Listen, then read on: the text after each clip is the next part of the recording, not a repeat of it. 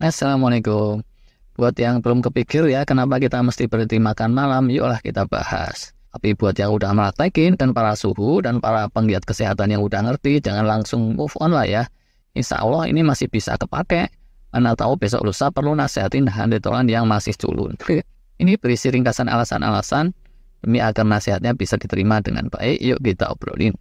Intinya, pertama, secara ilmu antropologi, ini merupakan kebiasaan alami para leluhur.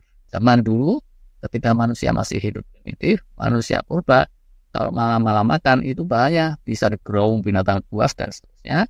Jadi asli-aslinya leluhur manusia itu nggak makan di waktu malam. Itulah yang mestinya paling alami untuk manusia. Nomor dua, secara kesesuaian dengan semesta, secara pertimbangan jam biologis, ini juga yang terbaik. Tiap makhluk hidup itu ada jam biologisnya kan ya. Yang dari waktu ke waktu itu disinkronkan dengan gerak semesta. Dan yang terbaik itu kalau kesehariannya nyeklik sesuai kodratnya dengan gerak semesta itu. Ada hewan-hewan tertentu itu nokturnal, aktif cari makannya di malam hari. Nah kalau yang tipe seperti itu, siangnya malah tidur, jungkir aja di gua gitu kayak kelelawar bisa. Tapi tentu saja kita ini bukan kelelawar. Dodot juga bukan, apalagi kampret. Kalau kita di malam hari itu secara hormonal dan fisiologis yang terbaik dipakai untuk healing dan istirahat. Dan makan itu bakal mengganggu healing sih, kita udah sering bahas. Jadi kebiasaan makan di waktu malam buta itu termasuk circadian mismatch gitu menurut sejumlah pakar, tidak nyeklik dengan ritme biologis kita. Pakar yang sering nyebut soal ritme biologis ini, yang saya tonton Dr. Sachin Panda tuh cukup terkenal, tapi kalau mau cari yang lain silakan aja. Kalau maghrib kayak yang pada buka puasa itu masih gak apa-apa, bahkan mungkin itu best time. Tapi kalau udah waktu masuk isya, stop. Sedikit catatan untuk sahur, makan sahur itu apakah nyeklik dengan ritme biologis? Tidak juga. Jadi dia itu menimbulkan stres, kita udah pernah bahas.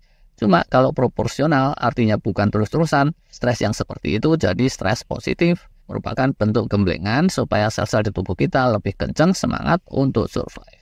Nomor 3 nih, secara ilmu fasting, penghapusan makan malam itu memunculkan healing yang optimal dan memunculkan intermittent fasting yang tipis-tipis. Kalau kita ngemil atau makan di malam hari, durasi perut kosongnya sampai jam sarapan pagi itu jadi memendek. Padahal para penggiat fasting udah banyak bahas tuh, kalau bisa tiap hari itu kita intermittent fasting tipis-tipis. Healing rutin kita bakal jadi optimal.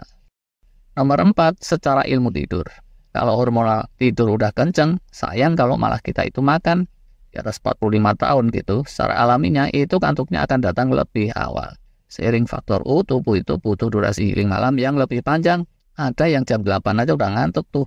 Dalam keadaan kayak gitu, kalau malah diasup makanan, malah jadi jelek. Yang kelima nih, secara contoh dari Rasulullah, keseharian beliau itu ya, setelah menjadi Rasul, itu segera setelah Isya, beliau fokusnya tidur. Artinya ya nggak makan apapun lagi, dan beliau itu sehat buka terus sampai sepuhnya, uban di rambutnya, baru beberapa hari saja di umur 60-an tahun sekalipun. Berikutnya nih, nomor 6. Secara ayat di Alkitab, sama juga malam itu untuk tidur. Sama dengan hasil penelitian ilmiah kekinian dan sesuai dengan yang dicontohkan Rasul tadi, di Alkitab Quran itu pun ada disebutkan beberapa kali bahwa malam itu untuk istirahat, untuk tidur. Implisit artinya bukan untuk makan udading atau bakpao. Apalagi makan mie instan sekaligus 2, telurnya 3. Walau. Berikutnya nomor 7. Secara kebiasaan buruk, bisa aja itu indikasi kecanduan. Itu aja, gak ada alasan apa-apa sebenarnya, lapar juga enggak, tapi waduh. Somai sayang nih kalau dianggurin jebret, terus dimakan habis 3. Dan seterusnya, kalau kita nggak mendisiplinkan diri, kebiasaan-kebiasaan konyol bisa ada aja kan ya. Yang ke-8 nih, secara saluran cerna, bisa aja itu malah mengganggu, tergantung yang dimakan sih ya. Makannya larut malam, mie trek-trek yang sambelnya pedes banget, waduh. Atau misalnya malam-malam malah pesta durian atau rujakan rame-rame buah-buahan yang banyak kecut, banyak getahnya, bikin pencernaan siaga 1. Atau kalau minum wedang yang rempah-rempahnya tajam surajem, dan seterusnya lah ya. Asupan ekstrim, itu sore maghrib aja bisa bikin ambiar segala urusan, apalagi kalau tengah malam, hati-hati. Selanjutnya nomor 9, secara metabolisme, itu pro kepada overweight dan obesitas. Sisi lainnya nih, kalau makannya yang sederhana, bukan yang ekstrim atau susah dicerna, biasanya tuh ya, tinggi gula karbonya, buntutnya cenderung mendorong untuk overweight, kelebihan lemak, bahkan obesitas atau kegemukan yang berlebihan juga bisa. Atau bersamaan dengan itu bisa ngegas sindrom metabolisme yang buntutnya macam-macam dan ngeri-ngeri. Itu deh kira-kiranya alasan-alasannya secara singkat. Silahkan direnungkan sendiri dan coba aja dinalar mana yang berdasarkan feeling kalian masing-masing terasa lebih sehat. Kasus 1, Mas Mukidi, tukang batu, sehari-hari banting tulang, begitu sampai rumah rehat bentar, habis maghrib makan, terus isya sama istri, terus tidur. Mau berangkat kerja paginya baru deh makan lagi. Atau Haji Uye, guru ngaji, habis maghrib santai-santai, habis isya ngaji, selesai ngaji, baru makan malam, terus bersosmed rias perlunya, terus nyiapin bahan ajar buat besoknya. Kalau kebablasan sampai larut malam, nambahlah mie instan sebelum tidur. Kalau habis tahajud dilihat ada odading di meja, dia habisin sekalian daripada mau basir. Nah, itu kapan healingnya tuh si Haji Uye, ya kan? Walau titelnya Haji, secara penjagaan kebugaran tubuh kalah sama Mukidi yang tukang batu. Walaupun si Mukidi ini bukannya pinter, malam juga sebenarnya pengen makan, tapi nggak punya apa-apa. Ada kurang gizi malah dia itu. Cacingan sekalian. Walah, bisa jadi ini contoh yang salah juga sih. Sorry. Pokoknya gitulah ya. Kalau mau lebih dalam, bisa googling lebih lanjut. Mungkin ada juga ya yang bertanya-tanya. Kalau yang pro dengan kebiasaan makan larut malam, biasanya alasannya apa sih? Yuk, kita bahas sekalian. Pertama, ada yang alasannya gangguan pencernaan. Kalau dalam keadaan perut kosong, nggak bisa tidur gitu katanya. Dan kalau nggak bisa tidur, healing makin ruwet kan ya. Ya udah sih kalau itu gangguan pencernaannya diberesin dulu. Nah, gimana kalau gangguan pencernaannya bertahun-tahun nggak beres-beres? Lah, berarti metode penyembuhannya biasanya salah tuh. Bisa juga karena takdir Allah. Tapi dulu kita udah bahas, kalau mau healing optimal, mau awet sehat, kita itu harus bisa tidur dengan perut kosong. Itu salah satu life skill yang penting.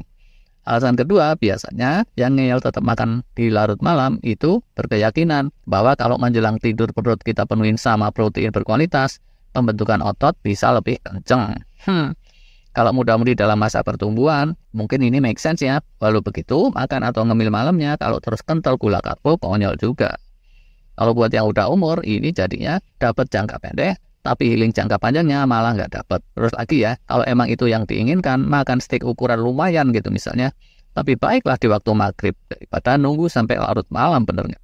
Alasan yang mirip dengan ngegedein otot, itu kalau pengen nambah berat badan. Sama juga, kalaupun itu tujuannya, makannya di hari terang sampai maghrib kan juga bisa tuh. Lagi pula, kalau nambah berat badan itu bukan dengan cara ningkatin otot, tapi malah nimbun lemak, jangka panjangnya juga jelek.